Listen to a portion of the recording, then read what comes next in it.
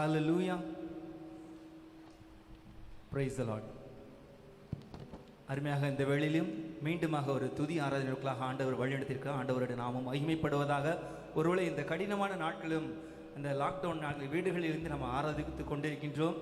இப்படிப்பட்ட சொல்லே ஆண்டவருடைய நாமம் மகிமைப்படுவதாக நம்முடைய இந்த ஆலயத்தின் மூலமாக நடைபெறுகிற இந்த காணொலி வாயிலாக நீங்கள் பார்த்து கொண்டிருக்கிறீங்க. அங்கே இருக்கின்ற இடத்துல நீங்கள் ஆண்டவருடைய உங்களுடைய உள்ளம் ஆண்டவரை நோக்கி பார்த்தால் போதும் இல்லையா? ஸோ எல்லாருக்கும் தெரிந்த பாடல், ஒருவேளை துதிகளில் மத்தியில் வாசம் செய்கிற தேவாதி தேவன் நம்மோடு இருக்கிறார். இப்படிப்பட்ட இடங்களை உங்கள் வீடுகளில் இருந்து ஆராதித்துக் கொண்டிருந்தாலும் ஆண்டவர் அந்த இடத்துல பிரசன்னமாக இறங்கி வருவார் என்று வேதம் சொல்கிறது. ஸோ நாம் கூடி ஆராதிக்கும் போது ஆண்டவருடைய நாமம் மகிமைப்படும். எல்லோருக்கும் தெரிந்த பாடல், துதித்து பாடிட பாத்திரமே துங்கவன் இயேசுவின் நாமம் அதை எல்லோரும் இணைந்து உள்ளத்தின் ஆழத்தின் இணைந்து ஆண்டவர் நோக்கி துதிக்கலாமா? அவர் அற்புதமான வழிநடத்துகின்ற தேவன். இவ்வளவு காலம் முதல் நம்மளை ஆற்றி தேற்றி அரவணைத்து எவ்வித குறைவுமின்றி நம்மை வழிநடத்தி வருகிறார். எவ்வளவு நல்லவர் இல்லையா? அற்புதமான தேவன் இல்லையா? அவள் வழிநடத்துதல் எண்ணி துதித்து ஆண்டவர் நோக்கி துதித்து பாடலாமா?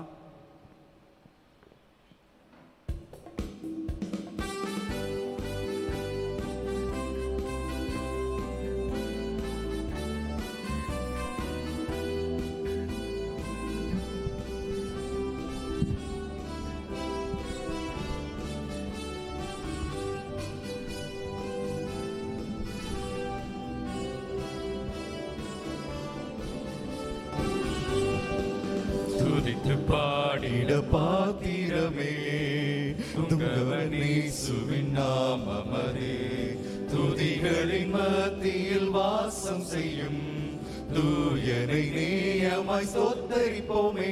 அற்புதமே அவர் நடத்துதலே, ஆனந்தமே பரமானந்தமே, நன்றியால் உள்ளமே மிக பொங்கிடுதே. நாம் அல்லேலூயா துதி சாற்றிடுவோம், நன்றியால் உள்ளமே மிக பொங்கிடுதே. நாம் அல்லேலூயா துதி சாற்றிடுவோம். கடந்த நாட்களில் கண்மணி போல் வழி நடத்தின தேவன் கருத்துடன் நம்மை காத்தாரே. எவ்வளவு நல்லவர்! அவரை நம்பி ஜீவித்திட கிருபையும் ஈந்ததால் அவரை ஸ்தோத்தரிப்போமா?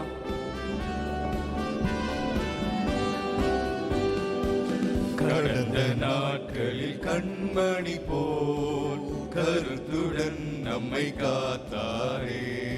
கர்த்தரையே நம்பி ஜீவித்திட கிருபையும் ஈந்ததால் ஸ்தோத்தரிப்போமே.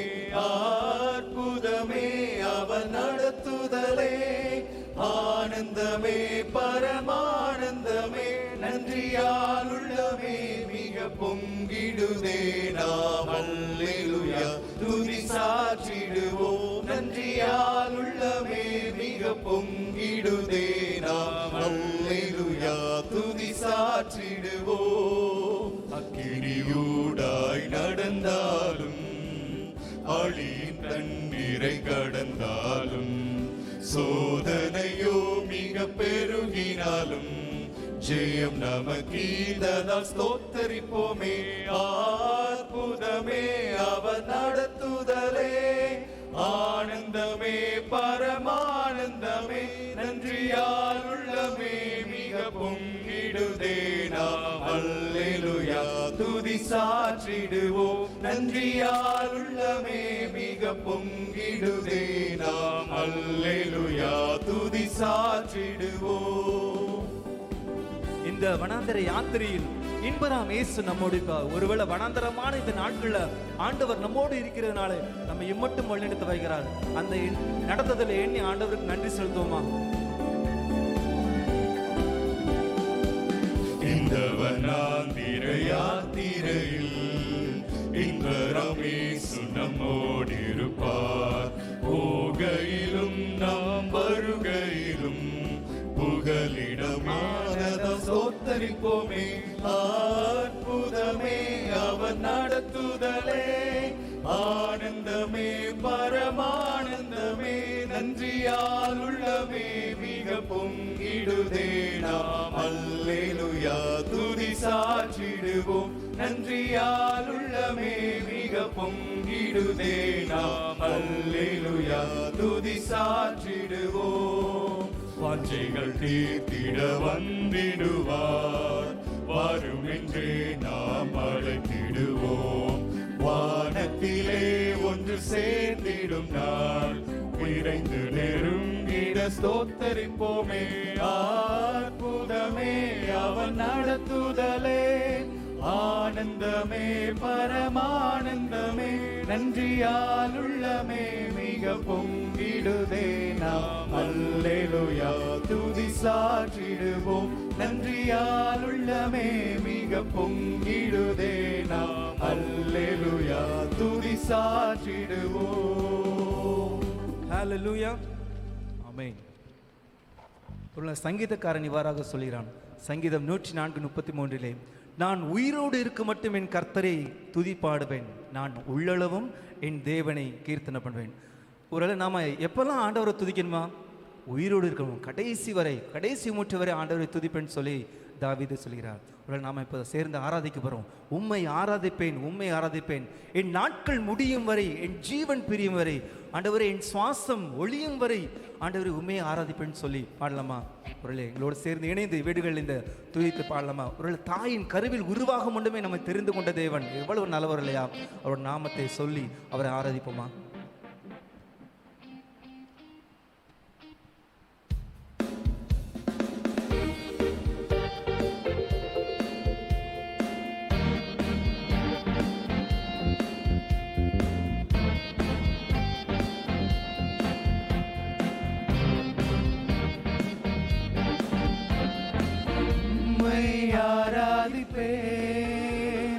உம்மை ஆராதிப்பேன், உம்மை ஆராதிப்பேன், உம்மை ஆராதிப்பேன், என் நாட்கள் முடியும் வரை, என் சுவாசம் முடியும் வரை, என் சுவாசம் ஒழியும் வரை உம்மையே ஆராதிப்பேன், உம்மையே ஆராதிப்பேன், உம்மையே ஆராதிப்பேன், உம்மையே ஆராதிப்பேன், உம்மை ஆராதிப்பேன், உம்மை ஆராதிப்பேன், உம்மை ஆராதிப்பேன், உம்மை ஆராதிப்பேன்.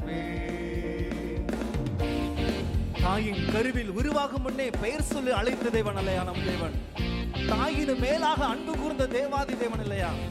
எனக்காக ஜீவன் கொடுத்த அவர் அன்புள்ளவர், நாட்கள் முடியும் வரை அவரை ஆராதிப்பேன்னு சொல்லுவோமா?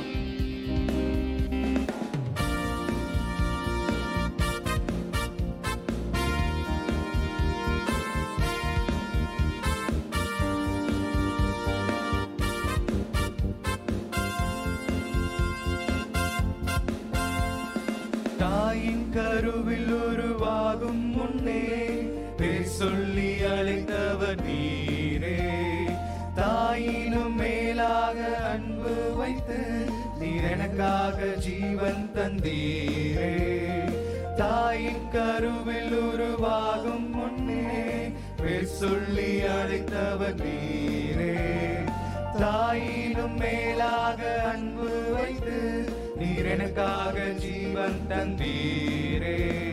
என் நாட்கள் முடியும் வரை, என் ஜீவன் பிரியும் வரை, என் சுவாசம் ஒழியும் வரை உம்மையே ஆராதிப்பேன், உம்மையே ஆராதிப்பேன், உம்மையே ஆராதிப்பேன், உம்மையே ஆராதிப்பேன், உம்மை ஆராதிப்பேன், உம்மை ஆராதிப்பேன், உம்மை ஆராதிப்பேன், உம்மை ஆராதிப்பேன்.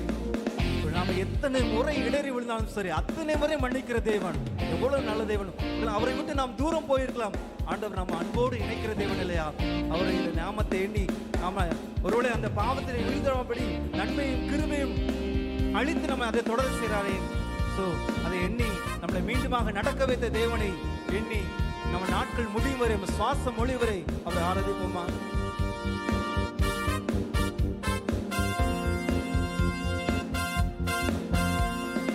எத்தனை முறை இடறினாலும் அத்தனையும் மன்னித்தீரே. நன்மையும் கிருபையும் தொடர செய்து என்னை மீண்டும் நடக்க வைத்தீரே. எத்தனை முறை இடறினாலும் அத்தனையும் மன்னித்தீரே. நன்மையும் கிருபையும் தொடர செய்து என்னை மீண்டும் நடக்க வைத்தீரே. என் நாட்கள் முடியும் வரை, என் ஜீவன் பிரியும் வரை, என் சுவாசம் ஒழியும் வரை உம்மையே ஆராதிப்பே, உம்மையே ஆராதிப்பே, உம்மையே ஆராதிப்பே, உம்மையே ஆராதிப்பே, உம்மை ஆராதிப்பே, உம்மை ஆராதிப்பே, உம்மை ஆராதிப்பே, உம்மை ஆராதிப்பே. பாவி என்று தள்ளிவிடாமல் அன்போடு அணைத்துக் கொண்டாரே, எவ்வளவு நல்ல தேவன். என்னையும் உம்முடன் சேர்த்துக் கொள்ள நீர் எனக்காக மீண்டும் வருவேன் என்று விசுவாசத்துடன் நம்ம நாட்கள் முடியும் வரை, சுவாசம் ஒழியும் வரை அவரை ஆராதிப்போமா.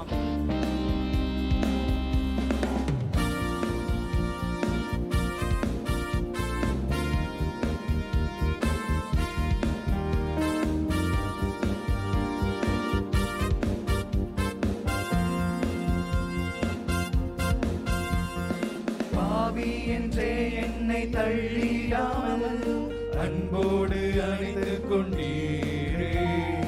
என்னையும் உம்மோடு சேர்த்து கொள்ள நீர் எனக்காக மீண்டும் வருவீரே.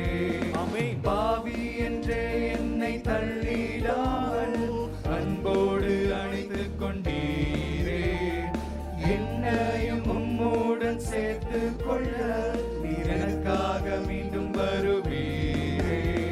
என் நாட்கள் முடியும் வரை, என் ஜீவன் பிரியும் வரை, என் சுவாசம் ஒழியும் வரை உம்மையே ஆராதிப்பே, உம்மையே ஆராதிப்பே, உம்மையே ஆராதிப்பே, உம்மையே ஆராதிப்பே, உம்மை ஆராதிப்பே, உம்மை ஆராதிப்பே, உம்மை ஆராதிப்பே, உம்மை ஆராதிப்பே. என் நாட்கள் முடியும் வரை, என் ஜீவன் பிரியும் வரை, என் சுவாசம் ஒழியும் வரை உம்மையே ஆராதிப்பேன், உம்மையே ஆராதிப்பேன், உம்மையே ஆராதிப்பேன், உம்மையே ஆராதிப்பேன்.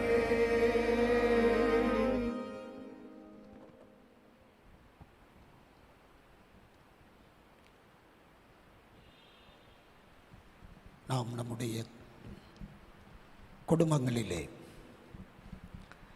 இருக்கின்ற இடங்களிலே கர்த்தரை ஆராதித்துக் கொண்டிருக்கின்ற இந்த வேளையிலே நம்முடைய உள்ளத்தின் ஆழத்தில் இருந்து தேவாதி தேவனுக்கு நாம் நன்றி சொல்லுகின்ற ஒரு நேரம், கர்த்தருக்கு துதி சொல்லுகின்ற ஒரு நேரம். அவரை துதித்துக் கொண்டிருக்கின்றோம். குடும்பமாக நாம் அவரை ஆராதித்துக் கொண்டிருக்கின்றோம். இந்த ஆராதனை வேளையிலே கடவுளின் பிரசன்னம் நம் நடுவிலே, நம் குடும்பங்களிலே, நாம் ஜெபித்துக் கொண்டிருக்கின்ற இடங்களிலே நம்மை சூழ்ந்திருக்கிறது. அந்த நல்ல உணர்வோடு ஆண்டவருக்கு நாம் நன்றி சொல்லுவோம். நன்றி நிறைந்த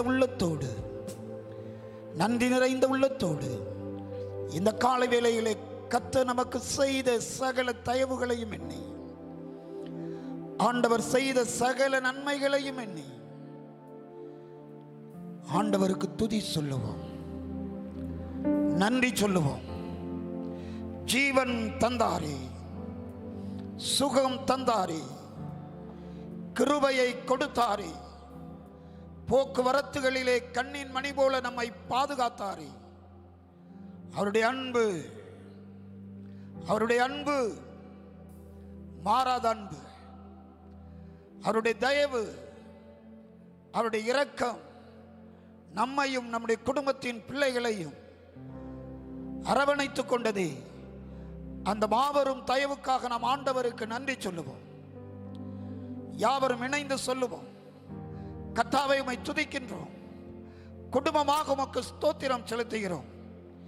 எங்கள் வாழ்க்கை பயணத்திலே, எங்கள் வாழ்க்கையின் காரியங்களிலே நீர் துணையாக இருந்தீரே. நீர் எங்களுக்கு துணையாக இருந்து ஜெயம் கொடுத்தீரே. நீர் தந்த ஜெயத்திற்காய் ஸ்தோத்திரம். நீ தந்த ஜெயத்திற்காய் ஸ்தோத்திரம். நீ தந்த வெற்றிக்காய் ஸ்தோத்திரம். நீ தந்த எல்லா கிருபைகளுக்காக ஸ்தோத்திரம். நீர் ஒருவரே எங்களை வழிநடத்தினீர். ஒரு மனிதன் தன் குழந்தையை தோளின் மீது சுமப்பது போல நாங்கள் கடந்து வந்த வழிகள் எல்லாவற்றிலும், நடந்து வந்த பாதைகள் எல்லாவற்றிலும் தேவரீர் எங்களை சுமந்து வந்தீர். அந்த அன்புக்காக உமக்கு நாங்கள் நன்றி சொல்லுகின்றோம், நன்றி சொல்லுகின்றோம். பலவீனமான நேரங்களிலே பலன் தந்தீர், சுகவீனமான காலங்களிலே சுகம் தந்தீர், வருத்தமான நேரங்களிலே எங்கள் வருத்தங்களை மாற்றினீர், வேதனையோடு இருந்த நேரங்களில் எங்கள் வேதனைகளை மாற்றினீர். எங்கள் கண்ணீரை நீர் துடைத்தீர். கலங்காதே என்று சொன்னீர், கைவிட மாட்டேன் என்று சொன்னீர், நான் உன்னை வெட்கப்படுத்துவதில்லை என்று சொன்னீர். ஒரு தாய் தேற்றுவது போல எங்களை தேற்றி எங்களுக்கு உதவி செய்தீர்.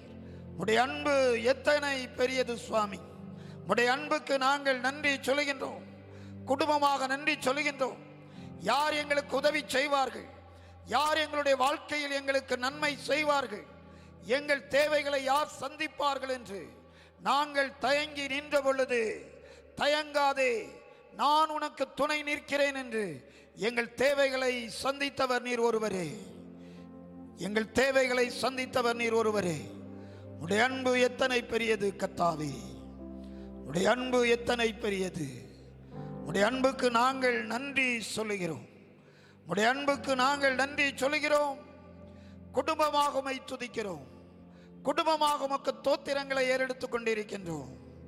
கர்த்தாவே, எங்களுடைய வாழ்க்கையின் பயணத்திலே ஆபத்துகள் கிட்டிய பொழுது, துன்பங்கள் எங்களை நெருக்கி வந்த பொழுது, சோதனைகள் எங்களை மேற்கொண்ட பொழுது, ஒன்றும் எங்களை அணுகாதபடிக்கு தயவாய் உம்முடைய அன்பின் கரத்தாலை பாதுகாத்தீரே. உடைய சட்டைகளின் மறைவிலே எங்களை அடைக்கலமாக வைத்துக் கொண்டீரே. எங்கள் வாழ்க்கையின் எல்லா நிலைகளிலும் எங்களுக்கு உதவி செய்தீரே.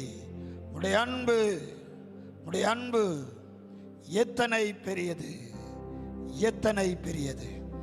அந்த அன்புக்கு நாங்கள் இணைந்து நன்றி சொல்கிறோம் ஆண்டவரே.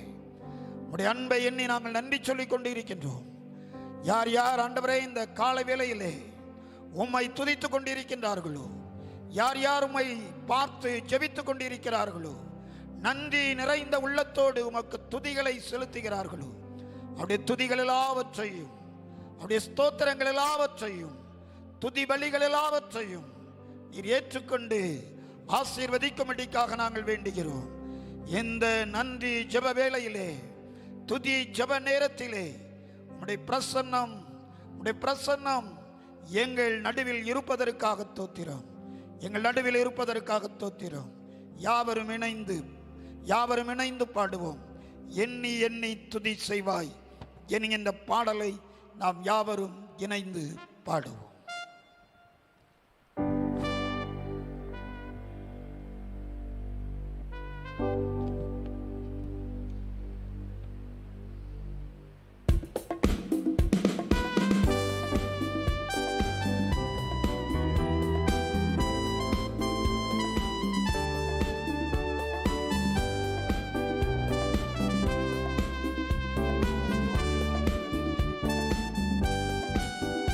எண்ணி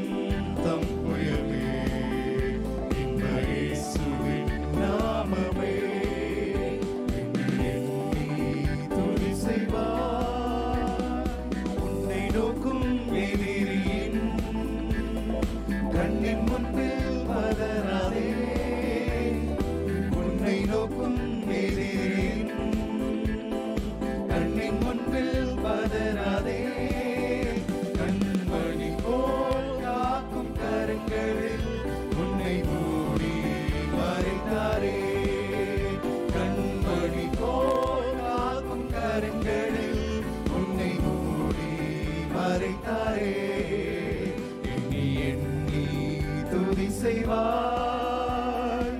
யோர்தான் புரண்டு வரும்போ எண்ணற்ற பாரங்களோ. யோர்தான் புரண்டு வரும்போது எண்ணற்ற பாரங்களோ. எலியாவின் தேவன் எங்கே உந்தன் விசுவாச சோதனையில். எலியாவின் தேவன் எங்கே உந்தன் விசுவாச சோதனையில். எண்ணி எண்ணி துதி செய்வார். உனக்கெதிராகவே ஆயுதம் வாய்க்காதே. உனக்கெதிராகவே ஆயுதம் வாய்க்காதே. உன்னை அழைத்தவர் உண்மை தேவன். அவர் தாசருக்கு நீதியவர். உன்னை அழைத்தவர் உண்மை தேவன். அவர் தாசருக்கு நீதியவர். எண்ணி எண்ணி துதி செய்வார். என் அடங்காத கிருபையற்காய் இன்றும் தாங்கும் தம்புயமே. இன்ப இயேசுவின் நாமமே என்றும் தாங்கும் தம்புயமே. இன்ப இயேசுவின் நாமமே எண்ணி எண்ணி துதி செய்வார்.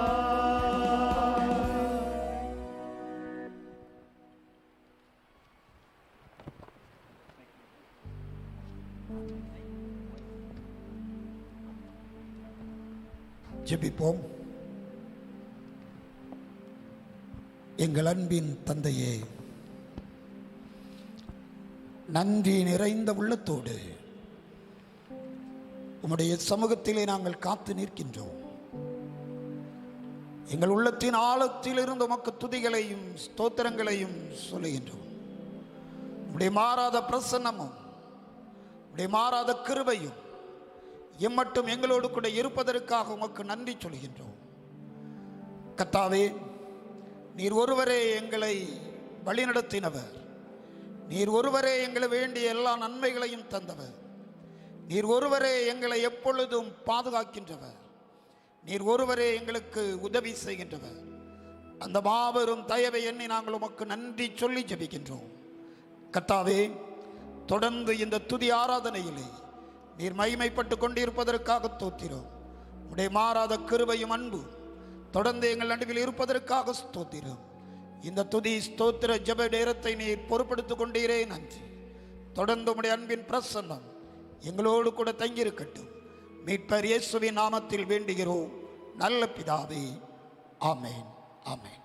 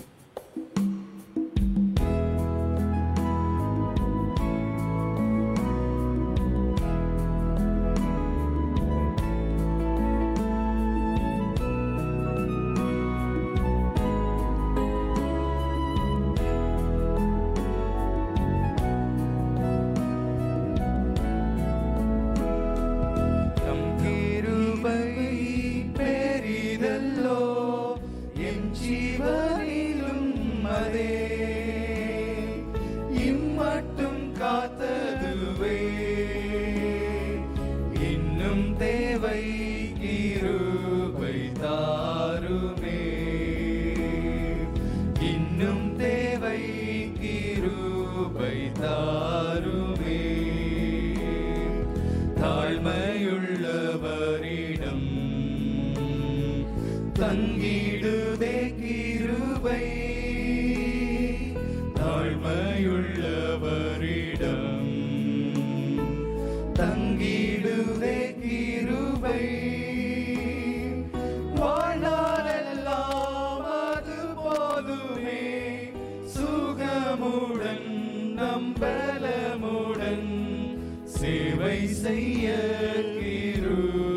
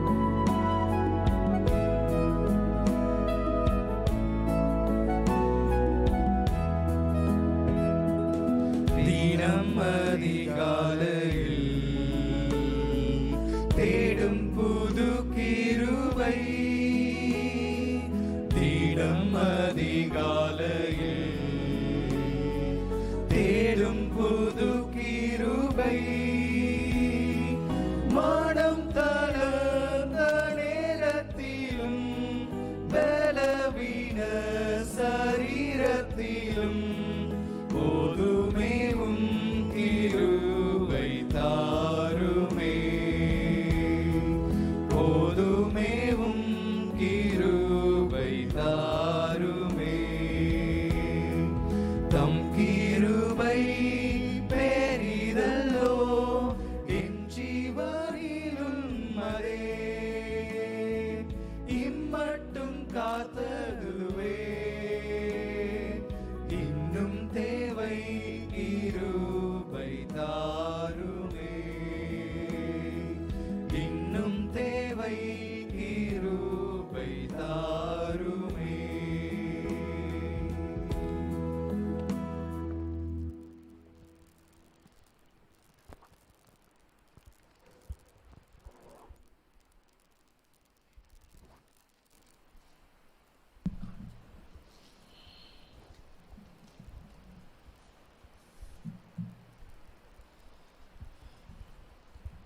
ஹல்லேலூயா, ஹல்லேலூயா. கர்த்தருக்கே மகிமை உண்டாவதாக. துதி ஆராதனையிலே கடவுளின் பிள்ளைகளாக, ஆண்டவருடைய ஜனங்களாக குடும்பங்களிலே இருந்து அவரை ஆராதித்துக் கொண்டிருக்கின்றோம். ஆண்டவருக்கு நாம் நன்றிகளை செலுத்துவோம். காலை வேளையிலே நம்முடைய குடும்பங்களிலே நாம் ஒருவருக்கொருவர் வாழ்த்து சொல்லலாமா? சொல்லுவோம். கர்த்தருடைய நாமத்தினாலே உங்களை ஆசீர்வதிக்கிறோம். சொல்லுங்கள். பக்கத்தில் இருக்கின்றவர்களுக்கு, இப்பொழுது யாரெல்லாம் உங்களுடைய அருகாமையில் இருக்கின்றார்களோ அவர்களுக்கு இந்த வாழ்த்தை சொல்லுங்கள். கர்த்தருடைய நாமத்தினாலே உங்களை ஆசீர்வதிக்கிறோம். நன்றி. இந்த நாளினுடைய திருவசனத்தின் தலைப்பு கிருபாதார பலி. கிருபாதார பலி. 1 யோவான் 2வது அதிகாரம் 2வது வசனம், நம்முடைய பாவங்களை நிவிர்த்தி செய்கிற கிருபாதார பலி அவரே. நம்முடைய பாவங்களை மாத்திரமல்ல, சர்வலோகத்தின் பாவங்களையும் நிவிர்த்தி செய்கிற பலியாய் இருக்கிறார். இயேசு கிறிஸ்து கிருபாதார பலியாக தம்மை நமக்காக ஒப்பு கொடுத்தார். இயேசு கிறிஸ்து தம்மை நமக்காக கிருபாதார பலியாக ஒப்பு கொடுத்தார். பலி என்கின்ற இந்த வார்த்தையினுடைய எபிரேய பொருள் குர்பான் என்று சொல்லப்படுகிறது. பலி என்கின்ற இந்த வார்த்தை எபிரேய மொழியிலே குர்பான் என்று சொல்லப்படுகின்றது. குர்பான் என்று சொன்னால் அதனுடைய அர்த்தம் அருகில் வந்தவை அல்லது அருகில் கொண்டு வரப்பட்டவை என்று பொருள்படுகிறது. அருகில் வந்தவை அல்லது அருகில் கொண்டு வரப்பட்டவை. பலி பொருளை படைத்தவன் கடவுள் அண்டை வருகிறான் என்பதை இந்த பதம் தெளிவாக நமக்கு சுட்டி காட்டுகிறது. பலி பொருளை கொண்டு வந்தவன் கடவுளின் சமூகத்தில் நெருங்கி வருகிறான். ஆகவே பலி பொருளை படைத்தவன் கடவுள் அண்டை வருகிறான். பலி கடவுளுக்கும் மனிதனுக்கும் இடையே ஒரு புதிய உறவை உருவாக்குகின்றது. பலி கடவுளுக்கும் மனிதனுக்கும் இடையே ஒரு புதிய உறவை உண்டாக்குகிறது.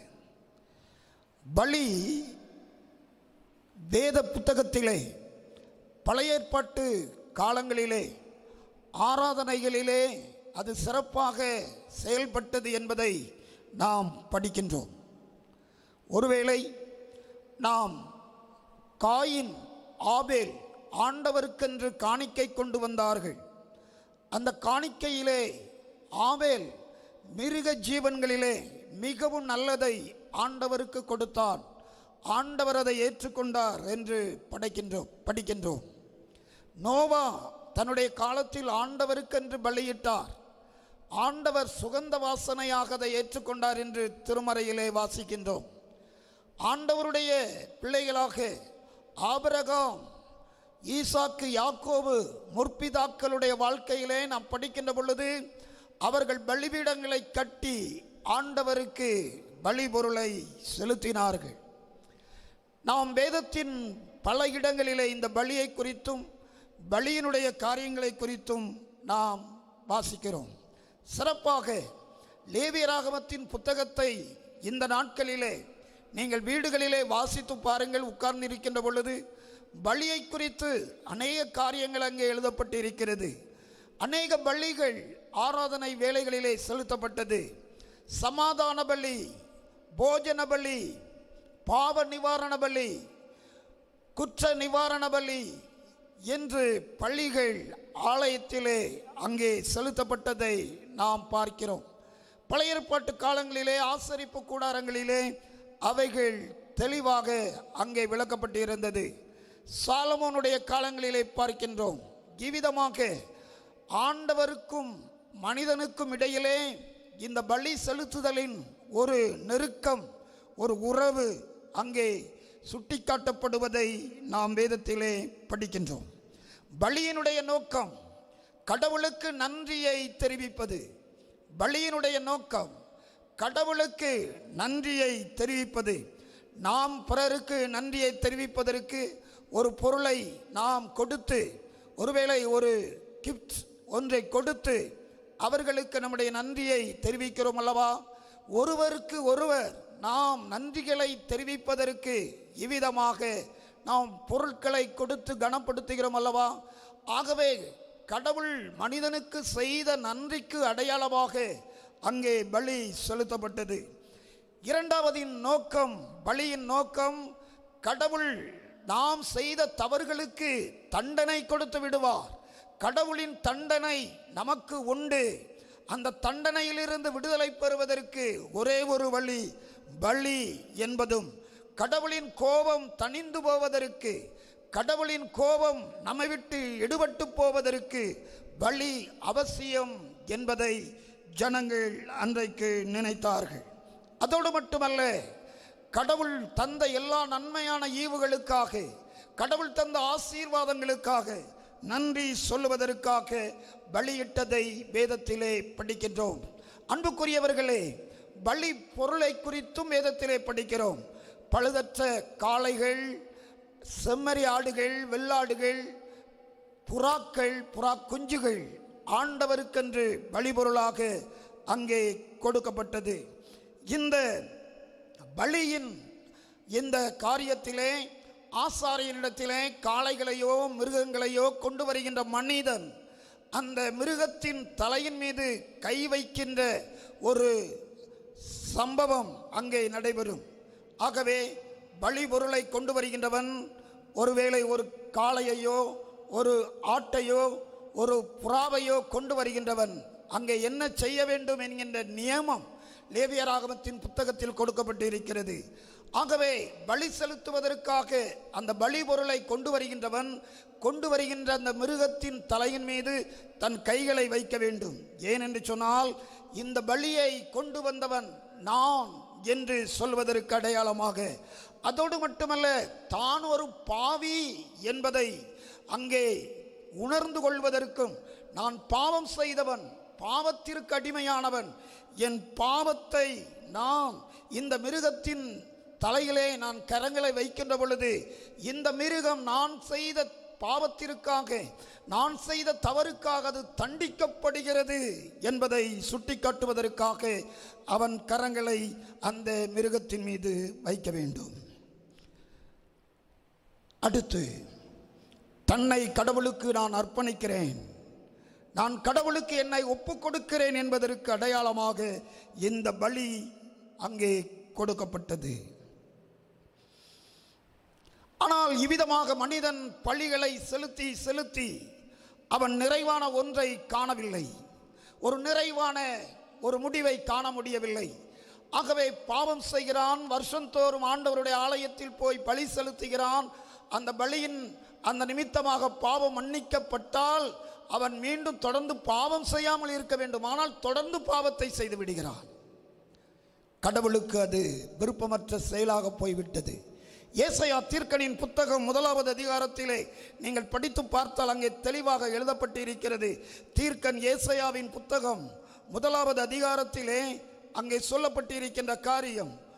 ஏசாயா தீர்க்கனின் புத்தகம் 1வது அதிகாரம் 11வது வசனம் வாசிக்கிறேன். உங்கள் பலியின் திரள் எனக்கு என்னத்துக்கு என்று கர்த்தர் சொல்லுகிறார். ஆட்டுக்கடாக்களின் தகன பலிகளும் கொழுத்த மிருகங்களின் நினமும் எனக்கு அரோசிகமாயிருக்கிறது.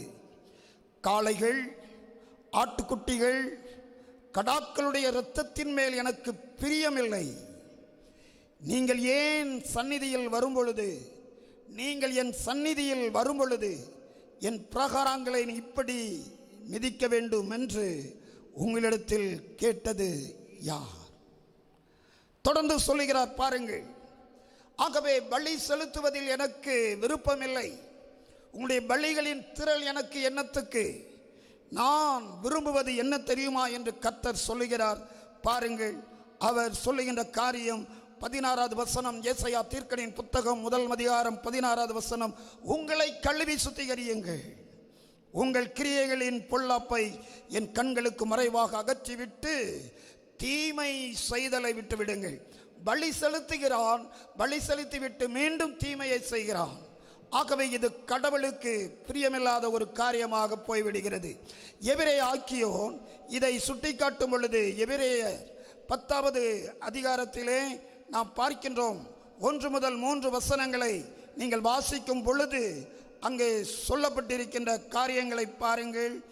அங்கே நான் வாசிக்கிறேன், சற்று கவனியுங்கள். இப்படி இருக்க நியாயப்புறமானது வரப்போகிற நன்மைகளின் பொருளாயிராமல் அவைகளின் நிழலாய் மாத்திரம் இருக்கிறபடியால் வருஷந்தோறும் இடைவிடாமல் செலுத்தப்பட்டு வருகிற ஒரே விதமான பலிகளினாலே அவைகளை செலுத்த வருகிறவர்களை ஒரு காலம் பூரணப்படுத்த மாட்டாது. ஆகவே பாவம் செய்கின்ற மனிதன் பலி செலுத்துவதினாலே அவன் பாவங்கள் நிவிருத்தியாவதில்லை. பூரணப்படுத்துமானால் ஆராதனை செய்கிறவர்கள் ஒரு தரம் சுத்தமாக்கப்பட்ட பின்பு இன்னும் பாவங்கள் உண்டென்று உணர்ந்தும் மனசாட்சி அவர்களுக்கு இல்லாதிருப்பதினாலே அந்த பலிகளை செலுத்துகிறது நிறுத்தப்படும் அல்லவா? பாவம் செய்கிறவன் தொடர்ந்து செய்து கொண்டிருக்கிறான். பலி செலுத்துவதினாலே அவனுடைய பாவங்கள் முற்றிலும் அது நீக்கப்பட்டு விடும் என்று சொன்னால் அவன் அங்கே பலி செலுத்துவதை நிறுத்திவிடலாம் அல்லவா? அப்படி நிறுத்தப்பட்டபடியால் பாவங்கள், அப்படி நிறுத்தப்படாதபடியால் பாவங்கள் உண்டென்று அவைகளினாலே வருஷந்தோறும் நினைவு கூறுதல் உண்டாயிருக்கிறது. ஆகவே மனிதன் பாவம் செய்வான், பாவத்திற்காக மிருகங்களை பலியிடுவான், மீண்டும் போவான், பாவம் செய்வான், மிருகங்களை பலியிடுவான். கடவுளுக்கு இது பிரியமில்லை. ஆகவே பிதாவாகிய தேவன் ஒரு காரியத்தை யோசித்தார். நிரந்தரமாய் பாவத்திற்கு ஒரு முற்றுப்புள்ளி வைப்பதற்கு, பாவத்தின் சாபத்திற்கு ஒரு முற்றுப்புள்ளி வைப்பதற்கு, பாவத்தின் தன்மையிலிருந்து இந்த மனுக்குலத்தை மீட்டெடுப்பதற்கு, மனுமக்களை இரட்சிப்பதற்கு அவர் ஒரு காரியம் செய்தாராம். நீங்கள் அதே எபிரேயர் 10ஆம் அதிகாரம் 4-5 வசனங்களை இப்பொழுது நான் வாசிக்கிறேன். அல்லாமலும் காளை, வெள்ளாட்டுக்கடா இவைகளுடைய இரத்தம் பாவங்களை நிவிர்த்தி செய்ய மாட்டாதே. ஆகையால் அவர் உலகத்தில் பிரவேசிக்கும் போது பலியையும் காணிக்கையையும் நீர் விரும்பவில்லை, ஒரு சரீரத்தை எனக்கு ஆயத்தம் பண்ணினீர். பிதாவாகிய தேவன் குமாரனாகிய இயேசுவை, தன்னுடைய சொந்த குமாரனை இந்த உலகிற்கு பலி பொருளாக சிலுவையில் ஈவதற்கு அனுப்பினாரே. ஆகவே தான் அங்கே வேதம் தெளிவாக சொல்லுகிறது. நாம் வாசித்தோம் அல்லவா? 1 யோவான் 2வது அதிகாரம் 2வது வசனத்திலே நம்முடைய பாவங்களை நிவிர்த்தி செய்கிற கிருபாதார பலி அவரே. எனக்கு அருமையான ஆண்டவருடைய பிள்ளைகளே, கடவுள் தம்முடைய குமாரன் இயேசு கிறிஸ்துவின் வழியாக அவர் நிரந்தரமாக அங்கே பலியை செலுத்தி முடித்து விட்டார். எபிரேயரின் புத்தகம் 10வது அதிகாரத்திலே நாம் 10வது 12வது வசனத்தை வாசிக்கிறேன், கவனியுங்கள். எபிரேயர் 10ஆம் அதிகாரம் 10, 12 வசனங்கள். இயேசு கிறிஸ்துவனுடைய சரீரம் ஒரே தரம் பலியிடப்பட்டதினாலே அந்த சித்தத்தின்படி நாம் பரிசுத்தமாக்கப்பட்டிருக்கிறோம். இவரோ பாவங்களுக்காக ஒரே பலியை செலுத்தி கிறிஸ்துவின் மூலமாக பிதாவாகிய தேவன் தன்னுடைய குமாரனாகிய கிறிஸ்துவை சிலுவையில் ஒப்பு கொடுத்ததினாலே, கிறிஸ்து தன்னை சிலுவையில் அறைவதற்கு அவர் சம்மதித்ததாலே, இந்த உலக மக்களின் பாவங்களை போக்குவதற்கு ஒரே நிரந்தரமான பலியை கிறிஸ்து சிலுவையில் கொடுத்து விட்டார். பாவங்களை நிவர்த்தி செய்வதற்காக கிருபாதார பலியாக அவர் சிலுவையில் தன்னை ஒப்பு கொடுத்தார். எனக்கு அருமையான ஆண்டவருடைய பிள்ளைகளே, இந்த காலை வேளையிலே பலிகளின் வழியாக பாவங்கள் மாறும் என்று நினைத்த மக்களுக்கு இல்லை என்கின்ற தெளிவான காரியத்தை கர்த்தர் சுட்டிக்காட்டி, மனிதன் பாவம் செய்கிறவன், அவனுக்காக நிரந்தரமாக ஒரே ஒரு பலியை தன்னுடைய குமாரனை சிலுவையில் கொடுத்து, இயேசுவை சிலுவையில் கொடுத்து அவர் வழியாக நித்திய மீட்பை உண்டு பண்ணினார். இந்த கிருபாதார பலியாக சிலுவையில் தம்மையே கொடுத்த கிறிஸ்துவினாலே நமக்கு என்ன பலன், என்ன பாக்கியம்? முதலாவதாக வாசிக்கலாம். 1 தெசலோனிக்கேயரின் புத்தகம் 5ஆம் அதிகாரம் 9, 10 வசனங்கள். 1 தெசலோனிக்கேயர் புத்தகம் 5ஆம் அதிகாரம் 9, 10 வசனங்களை நான் வாசிக்கிறேன். தேவன் நம்மை கோபாக்கினைக்கென்று நியமிக்காமல் தம்முடைய கர்த்தராகிய இயேசு கிறிஸ்துவின் மூலமாய் ரட்சிப்படைவதற்கு நியமித்தார். நாம் விழித்திருப்பவர்களானால், நித்திரை அடைந்தவர்களானால் நம்முடனே நாம் ஏகமாய் பிழைத்திருக்கும்படி, தம்முடனே கூட நாம் ஏகமாய் பிழைத்திருக்கும்படி அவர் நமக்காக மரித்தாரே. தேவ கோபாக்கினையிலிருந்து விடுதலை பெறுவதற்கு, கடவுளின் கோபத்தில் இருந்து விடுதலை பெறுவதற்கு, தேவ கோபாக்கினை நித்திய அழிவு, நித்திய மரணம், பாவம் செய்கின்ற ஆத்துமா சாகும், பாவம் வாசற்படியில் படுத்திருக்கும், பாவத்திற்கும் தேவனுக்கும் சம்பந்தமில்லை. தேவன் பரிசுத்தம் உள்ளவர். மனித குலம் அழிந்து விடாதபடிக்கு, நித்திய அழிவிலே மனிதன் சென்று விடாதபடிக்கு தேவன் தம்முடைய கோபாக்கினையில் இருந்து மனிதர்களை மீட்டெடுப்பதற்காக, மனிதர்களை ரட்சிப்பதற்காக கிறிஸ்துவை கிருபாதார பலியாக சிலுவையில் கொடுத்து அவரை நமக்காக தந்தருளினார். தேவ கோபாக்கினையில் இருந்து விடுதலை பெறுகிறோம். என் அன்புக்குரிய கர்த்தருடைய பிள்ளைகளே, பிரிய சகோதரரே, சகோதரிகளே, என்னை கேட்டுக்கொண்டிருக்கின்ற எனக்கு அருமையானவர்களே, இந்த காலை வேளையிலே மீண்டும் ஒரு வாய்ப்பு ஆண்டவர் தருகிறார். தேவனுடைய கோபத்தில் இருந்து தப்பித்துக் கொள்வதற்கு, தேவனுடைய கோபாக்கினையில் இருந்து தப்பித்துக் கொள்வதற்கு கிருபாதார பலியாக இயேசு நமக்காக சிலுவையில் இரத்தம் சிந்தினாரே. அவருடைய அன்பு மாறாத அன்பு. தேவ கோபாக்கினையில் இருந்து நமக்கென்று, பாவம் செய்த மனிதனுக்கென்று நியமிக்கப்பட்ட நித்திய மரணத்திலிருந்து விடுதலை தருவதற்கு கிறிஸ்து கிருபாதார பலியாய் சிலுவையில் தம்மை ஒப்புக் கொடுத்தார். இரண்டாவதாக எபிரேயர் 9ஆம் அதிகாரம் 26வது வசனம். எபிரேயர் 9ஆம் அதிகாரம் 26வது வசனம்.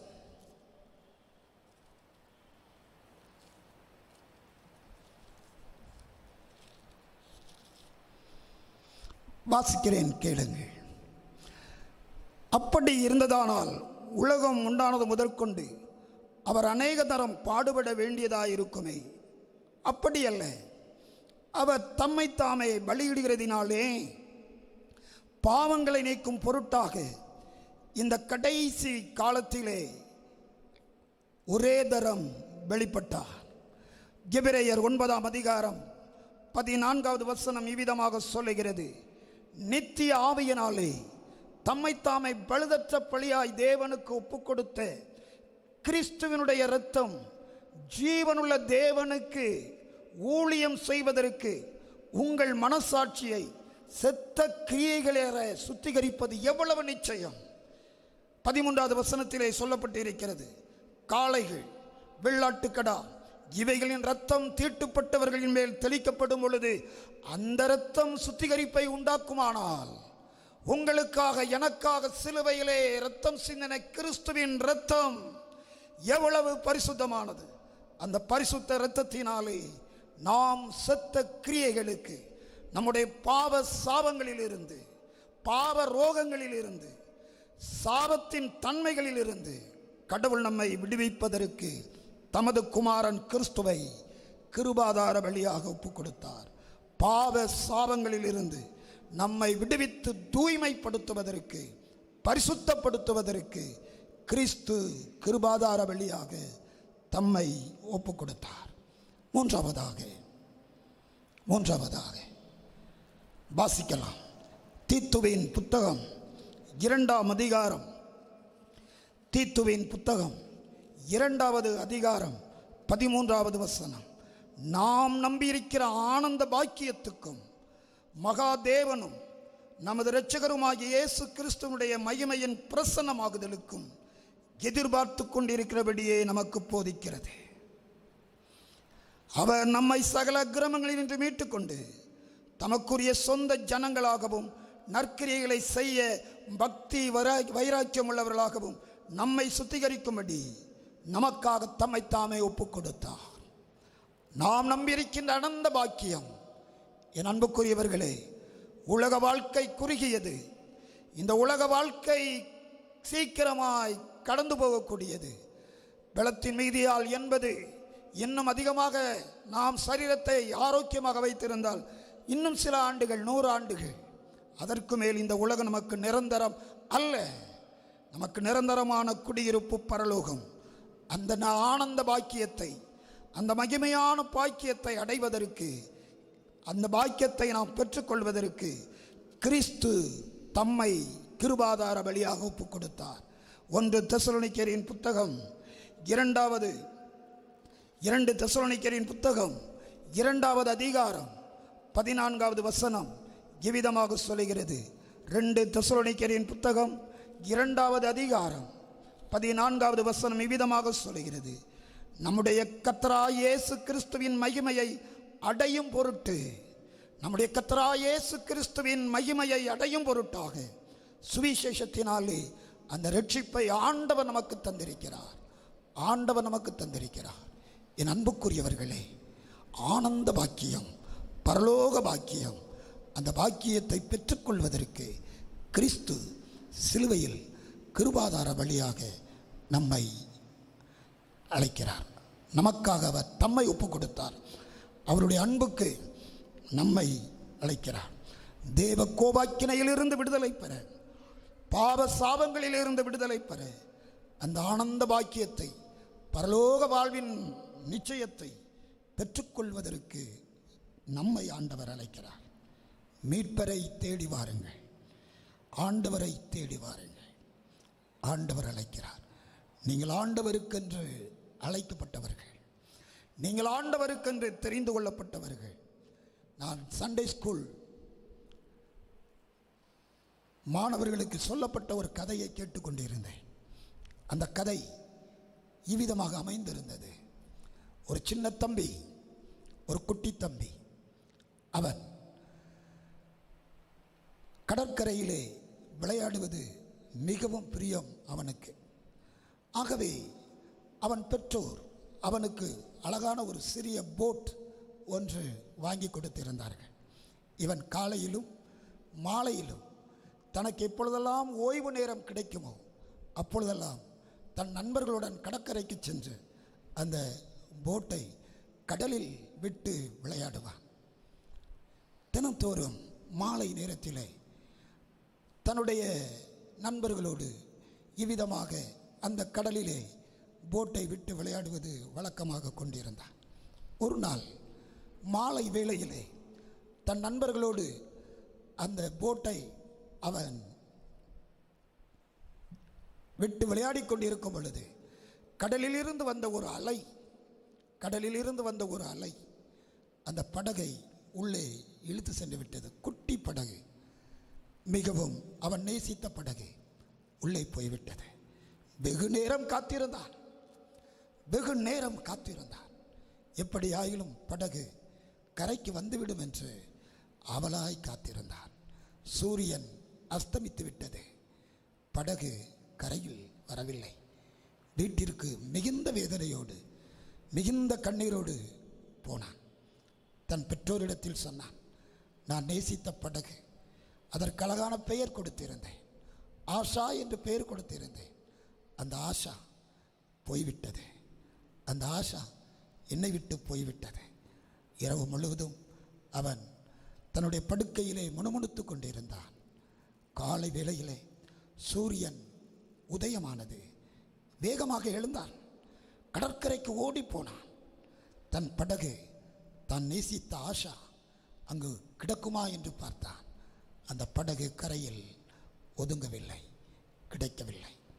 பல நாட்கள் வருத்தம், பல நாட்கள் அவனுடைய உள்ளத்தில் வருத்தம் மேலிட்டது. ஒரு நாள் தன் பெற்றோரோடு அவன் மார்க்கெட்டுக்கு சென்றிருந்தான். மார்க்கெட்டுக்கு சென்றிருக்கின்ற பொழுது அங்கே ஒருவன் ரோட்டின் ஓரத்திலே அழகிய போட்கள் வைத்து வியாபாரம் செய்து கொண்டிருந்தான். சின்ன சின்ன அழகிய போட்களை வைத்து அங்கே வியாபாரம் செய்து கொண்டிருந்தான். போட் என்ற உடனே இவனுக்கு அதிக பிரியம் அல்லவா? ஓடி போய் பார்த்தான். அநேக போட்கள் இருந்தது. அதிலே சிறப்பாக இவனுடைய ஆசா என்கின்ற போட்டும் இருந்தது. பார்த்தான், ஓடி போய் தூக்கி கொண்டான். கடைக்காரனிடத்தில் கேட்டான், ஐயா, இது என்னுடைய படகு, இது என்னுடைய ஆஷா. சில நாட்களுக்கு முன்பதாக நான் இதை கடலிலே நான் விளையாடிய பொழுது நான் தவறவிட்டு விட்டேன். இதை எனக்கு கொடுத்து விடுங்கள் என்றான். கடைக்காரன் சொன்னான், நான் இப்பொழுது தருவதற்கில்லை, ஆனால் ஒரு காரியம் உண்டு. இதற்கான கிரயத்தை நீ கொடுத்து விட்டாய் என்று சொன்னான், இதற்கான விலையை நீ கொடுத்து விட்டாய் என்று சொன்னால் நான் மீண்டும் உனக்கு கொடுத்து விடுகிறேன். எவ்வளவு என்று சொல்லி கேட்டான். ஒரு குறிப்பிட்ட தொகையை கடைக்காரன் சொன்னான். தன் தந்தையினிடத்தில் தாயினிடத்தில் ஓடிப்போனான். சொன்னான், டேடி, மம்மி, நான் என்னுடைய ஆசாவை பார்த்து விட்டேன். இதோ அந்த போட் கடையில் ஆசா இருக்கிறது, அதை வாங்குவதற்கு எவ்வளவு பணம் தேவை என்று சொல்லி கேட்டான். பெற்றோரிடத்தில் பணத்தை பெற்றான். ஓடி போனான். கடைக்காரனிடத்தில் கொடுத்தான். அந்த போட்டை தன்னுடைய கையில் வாங்கி கொண்டான். இப்பொழுது அந்த போட்டை கையில் வைத்துவிட்டு சொன்னான், தன் 2 கரங்களுக்கு மத்தியிலே வைத்து கொண்டு அவன் சொன்னான், போட்டே, நான் உன்னை எவ்வளவு நேசித்தேன் தெரியுமா? எவ்வளவு அதிகமாய் நேசித்தேன். நீ என்னை விட்டு போய்விட்டாயே என்று முதலாவது அதன் இடத்தில் தன் வருத்தத்தை தெரிவித்தான். பின்பு சொன்னான், போட்டே ஆஷா, நீ எனக்கு 2 முறை சொந்தம். ஏனென்று சொன்னால், முதல் முறை உன்னை செய்தது நான், உனக்கு பேரிட்டது நான், உன்னை உருவாக்கியது நான். ஆகவே நீ எனக்கு முதல் முறை சொந்தம். இப்பொழுது நீ தொலைந்து போய்விட்டு மீண்டும் எனக்கு கிடைத்திருக்காய். இந்த 2வது முறையும் நீ எனக்கு சொந்தம். யான் சொந்தம் தெரியுமா? நான் உன்னை விலைக்கிரயம் கொடுத்து வாங்கிவிட்டேன். நீ எனக்கு சொந்தம். என் அன்புக்குரியவர்களே, கிறிஸ்து சிலுவையில் நமக்காக தம்மை ஒப்புக் கொடுத்தார். பிதாவாகிய தேவன் தம்முடைய குமாரனை நமக்காக கொடுத்தார். கடவுள் நம்மை படைத்தார். தாயின் கருவில் நம்மை உருவாக்கினார். பேர் சொல்லி அழைத்தார். நாம் அவருக்கு முதல் சொந்தம். நம்மை படைத்த ஆண்டவருக்கு நாம் முதல் சொந்தம். அதோடு மட்டுமல்ல, நாம் கடவுளை விட்டு தொலைந்து போன பொழுது, ஆண்டவரை விட்டு தூரம் போன பொழுது, தெய்வத்தை விட்டு வழி தவறி போன பொழுது, நம்முடைய சொந்த விருப்பங்களினாலும் சொந்த இச்சைகளினாலும் சொந்த காரியங்களினாலும் கடவுளை விட்டு நாம் வழி தப்பி போன பொழுது, கிறிஸ்துவின் இரத்தத்தினாலே விலைக்கிரயம் கொடுத்து நம்மை 2வதாக சொந்தமாக்கி கொண்டாரே. நாம் 2 முறை ஆண்டவருக்கு சொந்தம். அவர் நம்மை உருவாக்கினதினாலே சொந்தம். அதோடு மட்டுமல்ல, கிறிஸ்துவின் இரத்தத்தினாலே நம்மை மீட்டு கொண்டதினாலே சொந்தம். இந்த காலை வேளையிலே கிறிஸ்து கிருபாதார வழியாய் சிலுவையில் தம்மை நமக்காக ஒப்பு கொடுத்தார். அவருடைய வழி தேவ கோபாக்கினையிலிருந்து நம்மை விடுவிக்கிறது, பாவ சாபங்களிலிருந்து விடுவித்து பரிசுத்தப்படுத்துகிறது. அந்த ஆனந்த பாக்கியத்தை, பரலோக ராஜ்யத்தை நாம் பெற்று அனுபவிப்பதற்கு, அவரோடு நித்திய காலமாய் வாழ்வதற்கு கிறிஸ்து கிருபாதார வழியாய் தம்மையை ஒப்பு கொடுத்தார். அவர் நம்மை அழைக்கிறார். இந்த காலை வேளையிலே வீடுகளிலே இருக்கின்ற இடங்களிலே என்னை கேட்டுக்கொண்டிருக்கின்ற என் அன்பு சகோதர சகோதரிகளே, பிரிய நண்பரே, ஒரே ஒரு முறை உங்கள் வாழ்வை மீண்டும் ஆண்டவருக்கு ஒப்பு கொடுங்கள். ஆண்டவர் உங்கள் வாழ்வை விரும்புகிறார். தெய்வம் உங்கள் வாழ்வை விரும்புகிறார். இது ஒரு அர்ப்பணத்தின் நேரம். பலியாக பலிபொருள் செலுத்தப்பட்டது. ஆனால் கிறிஸ்து ஒரே பலியாக தம்மையே ஒப்பு கொடுத்து விட்டார். பலி கிறிஸ்துவின் மூலமாக அங்கே முடிவடைந்தது. நமக்காக எல்லாவற்றையும் செய்து முடித்து விட்டாரே. அவருடைய அன்பு நம்மை அழைக்கிறது. இந்த நேரத்திலே இந்த பாடல் பாடும் பொழுது, நான் பாவிதான் என்கின்ற பாடல் பாடப்படும் பொழுது நம்மை நாம் ஆண்டவருக்கு என்று அர்ப்பணிப்போம். ஆண்டவருக்கு என்று நம்மை ஒப்பு கொடுப்போம். கீதங்களிலும் கீர்த்தனைகளிலும் 446வது பாடல், அந்த பாடலை நாம் சில சரணங்களை பாடும் பொழுது கடவுளுக்காக நம்மை அர்ப்பணிப்போம்.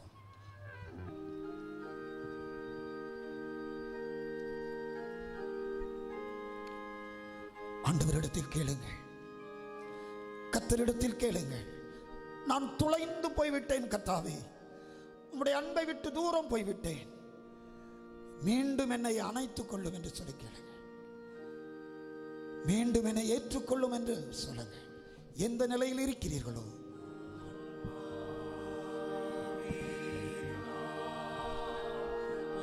Jesus. Thank you Lord. நன்றி.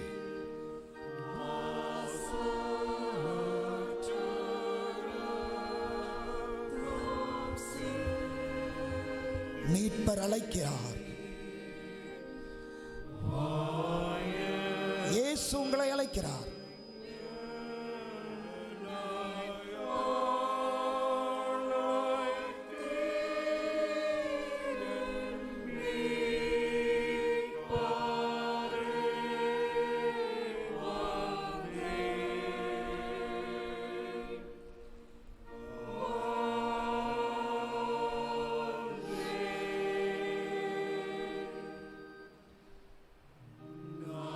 அழைக்கும் ஆண்டவரின் சத்தத்துக்கு கீழ்ப்படுகின்ற நேரம் இது. உங்களை ஒப்புக் கொடுக்கின்ற நேரம் இது. என் அன்பு சகோதரனை சகோதரியே, ஒரே ஒரு வாழ்க்கை, அது ஆண்டவருக்காய் வாழ்கின்ற வாழ்க்கை, பரிசுத்தமான வாழ்க்கை, பரலோகத்தில் மகிமையை பெற்று அனுபவிக்கும் வாழ்க்கை. உங்களை ஒப்புக் கொடுப்பீர்களா?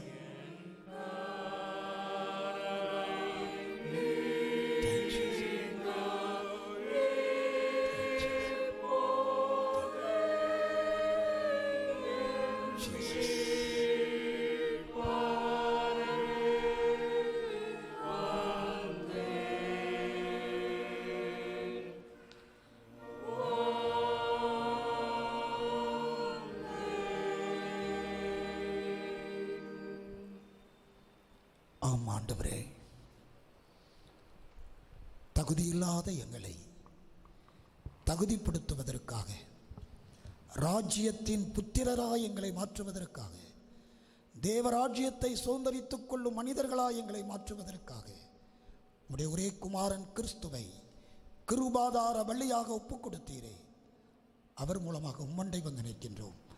யாரெல்லாம் தங்களை உமக்கென்று அர்ப்பணித்திருக்கிறார்களோ அவர்கள் வாழ்வை நீர் ஏற்றுக்கொள்ளும்.